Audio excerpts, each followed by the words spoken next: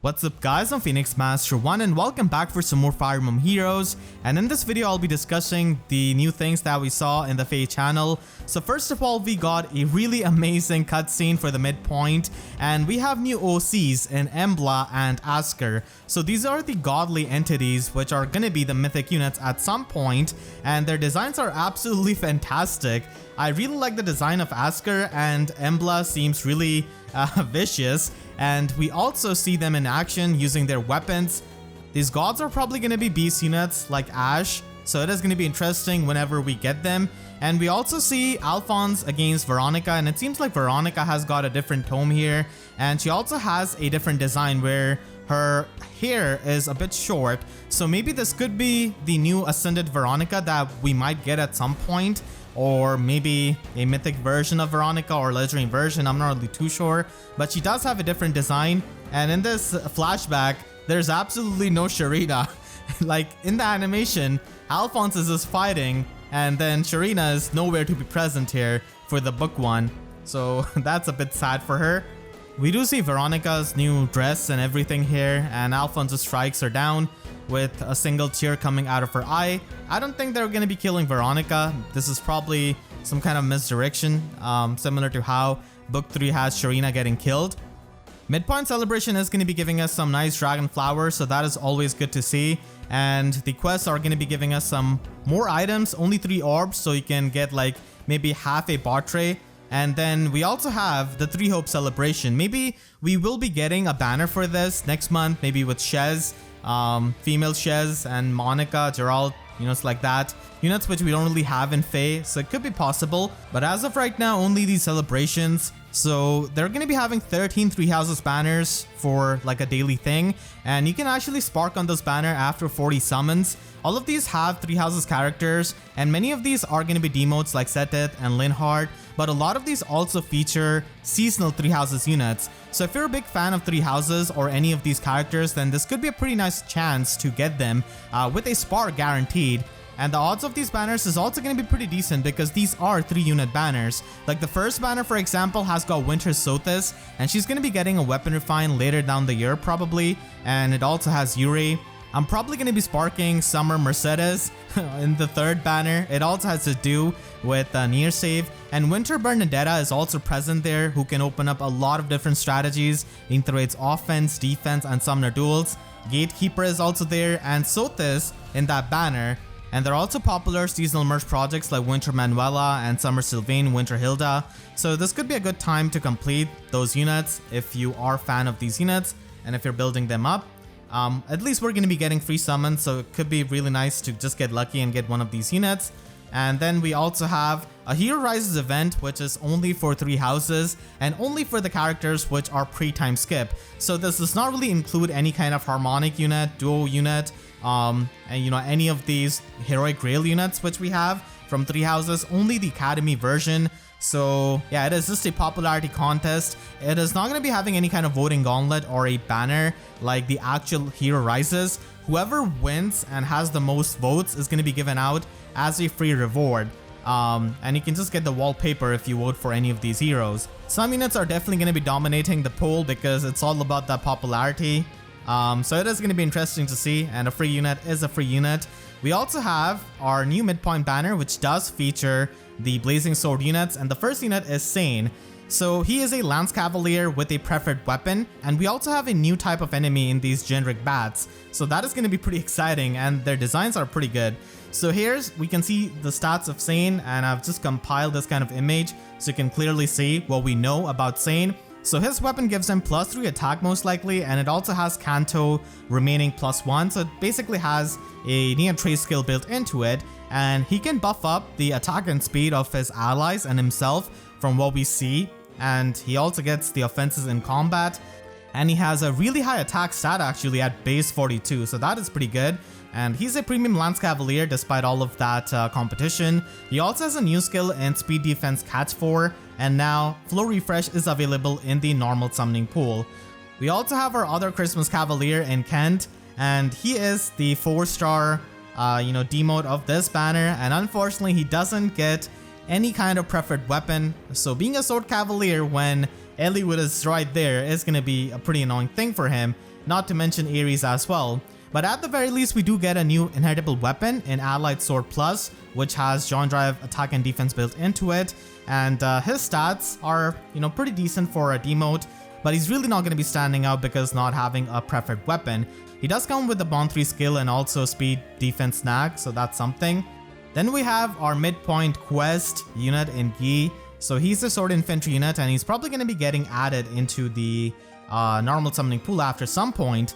So we can see that he has got Vulture Blade Plus, which is the, the sword version of Pelagian Axe, basically. So it's a Pelagian weapon. It does have good synergy with attack, defense, menace, and all sorts of debuffs on attack and defense of the opponent. And he does have Glimmer, Life and Death, and also threats and speed defense too. His stats are interesting because he has got very high base speed at 43, and he might even have a super boon in it. We also have our Grand Hero Battle unit in Limstella with that amazing art. And they are going to be having a preferred weapon, so that is really good. It's kind of hard to tell all of the effects of Morph Fimble better. They're going to be a green infantry mage, but still this is what I can, figure out of this FEH channel. So first of all, their weapon probably gives them resistance +3 or attack +3. And this weapon does have follow-up negation because this Blue Thief is not doubling Limstella despite them being really slow. And it also damages your own allies within 2 spaces for 15 damage, which is really annoying. It is reminiscent of Fallen Berkut and Duo Lif, but still it's annoying nonetheless unless you run Medius and Engard.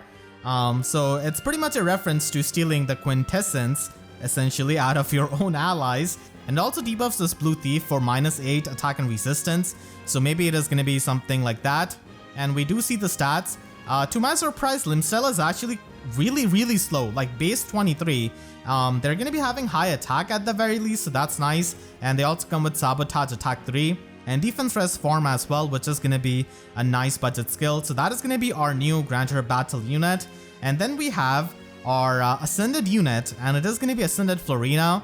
And she is a flying colorless archer, and I really did not expect this kind of Florina, honestly. And we really don't know much about her weapon. We do see her stats, so this is her stat spread. Base 43 speed, which is really good. And she does have -1 special cooldown because we can see Moonbow at 1 cooldown here. And she also brings the new Speed Defense Fortress, which is a skill which a lot of people really wanted. So yeah, that's pretty nice. And she has attack speed push 4, yet again, like so many of the other units. And then we have the OC of the Midpoint Banner, and she's actually not a mythic unit like Mirabilis or Note, and she's not even a legendary unit, so she's just a normal unit. So Letizia is here as a Green Mage Cavalier, and we already know what her weapon does. It has a huge description, and we do know her skills now, and her stat spread is actually same as the story mode. So she does have this weapon, which takes too much space, so she can get guaranteed follow-up attack and basically have -6 attack, debuff on foe, and get +6 attack. And then depending on each condition that is met, she can get -3 debuff to all stats of the opponents. So this can cap at -9, so she can debuff the opponents really hard in combat. So depending on the conditions that are active, she can hit really hard, and she of course has that auto double.